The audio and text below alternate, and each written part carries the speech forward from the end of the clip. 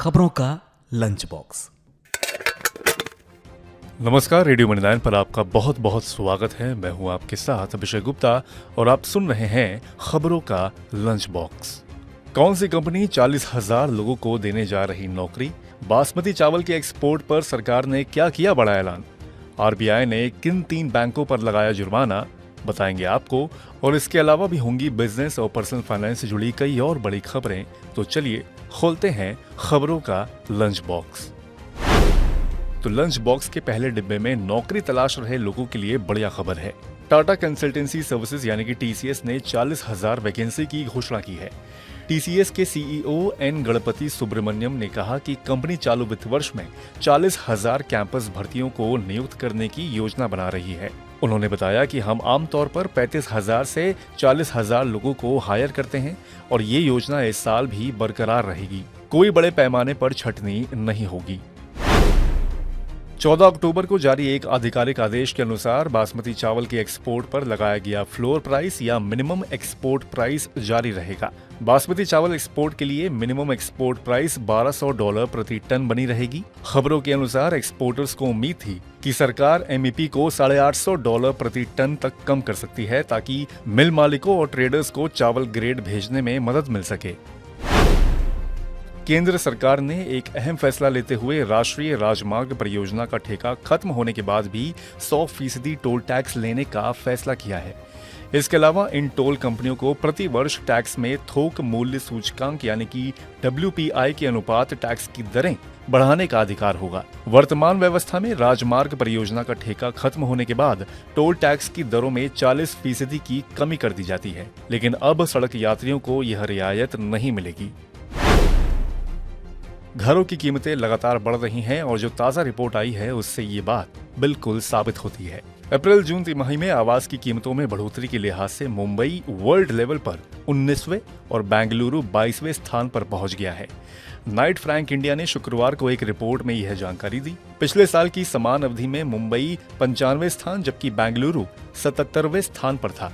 Real estate क्षेत्र के बारे में परामर्श देने वाली नाइट फ्रैंक इंडिया ने अप्रैल जून 2023 तिमाही के लिए वैश्विक आवासीय शहरों का सूचकांक जारी करते हुए यह जानकारी दी।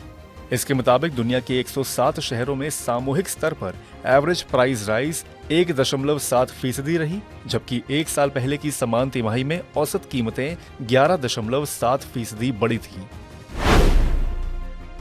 खोलते हैं लंच बॉक्स का अगला डिब्बा। केंद्र सरकार ने YouTube को उन चैनलों पर डिस्क्लेमर लगाने का निर्देश दिया है जो फर्जी खबरें फैला रहे हैं।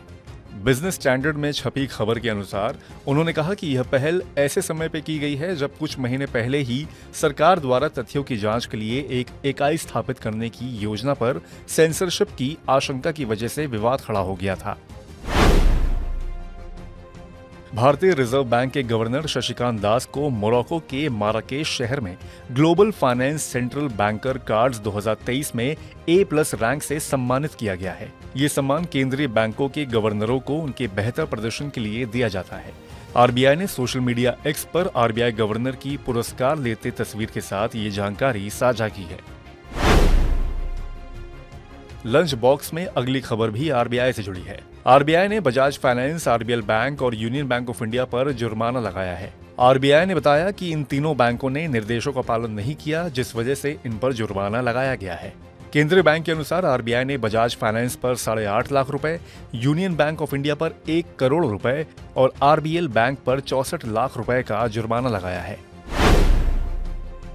अब लंच बॉक्स के आखिरी डिब्बे में निकल कर आती है सोने यानी कि गोल्ड से जुड़ी खबर। देश भर में नवरात्रि का त्योहार शुरू हो चुका है। इसी के साथ 24 कैरेट गोल्ड ने 60,000 रुपए के लेवल को पार कर लिया है। गोल्ड की कीमत में बढ़त लोकल बाजार में गोल्ड की डिमांड और इजरायल हमास वॉर की वजह से नजर आ रही है। देश के सभी शहरों में सोने के भाव में तेजी रही। गोल्ड के 22 कैरेट और 24 कैरेट भाव में बीते हफ्ते शुक्रवार की तुलना में इस बार सोमवार को 500 रुपए से लेकर 1,000 रुपए तक की बढ़ोतरी देखी गई है।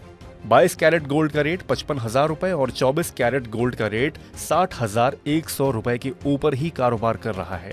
चांदी भी 74,100 रुपए पर ट्रेड कर रहा है। तो इसी के साथ बंद करते हैं खबरों के लंच बॉक्स को। उम्मीद है कि इसमें पेश की गई खबरें आपको पसंद आई होंगी। अगर ऐसा है तो कमेंट करके जरूर बताएं। बाकी बिजनेस और पर्सनल फाइनेंस से जुड़ी और खबरों के लिए सुनते रहिए रेडियो मनी 9 और डाउनलोड कर लीजिए हमारे मनी 9 ऐप को। हमेशा की तरह मैं हूं आपके साथ अभिषेक गुप्ता। अभी लेता हूं विदा। धन्यवाद।